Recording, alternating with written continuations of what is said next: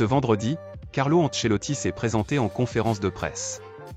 Le mystère n'a pas pu échapper aux questions sur l'épineuse affaire Mbappé mais aussi la polémique liée à son absence lors du dernier rassemblement de l'équipe de France.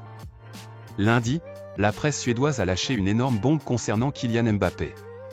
En effet, les médias scandinaves ont indiqué qu'une agression sexuelle aurait eu lieu dans l'hôtel où avait séjourné le Français durant sa virée à Stockholm la semaine passée.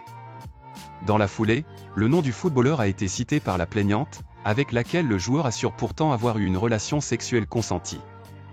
Alors que l'affaire est entre les mains de la justice, les médias multiplient les informations sur ce sujet brûlant. En Suède, Aftonbladet et Expressen publient régulièrement des articles sur le dossier KM9. En France, on suit aussi son cas de près.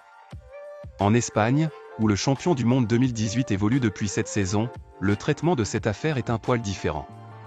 Malgré tout, on s'attendait à ce que certains journalistes osent et posent des questions à Carlo Ancelotti ce vendredi en conférence de presse. D'autant que c'était la première fois depuis le début de cette sombre affaire, mais aussi depuis les polémiques liées à l'absence de l'attaquant chez les Bleus, qu'un membre officiel du Real Madrid allait prendre la parole publiquement pour s'exprimer. Ainsi, le mystère a répondu à commencer par évoquer l'état de son joueur qui s'est remis d'une blessure à la cuisse gauche. Mbappé a profité de cette pause pour améliorer sa condition. Il est très bien et heureux, désireux de jouer demain et d'être important pour l'équipe. Ces 15 jours l'ont beaucoup aidé car maintenant c'est un joueur différent de lui qu'il était avant la trêve. Mbappé est proche des 100% physiquement, note de la rédaction. C'est un plaisir de le voir s'entraîner.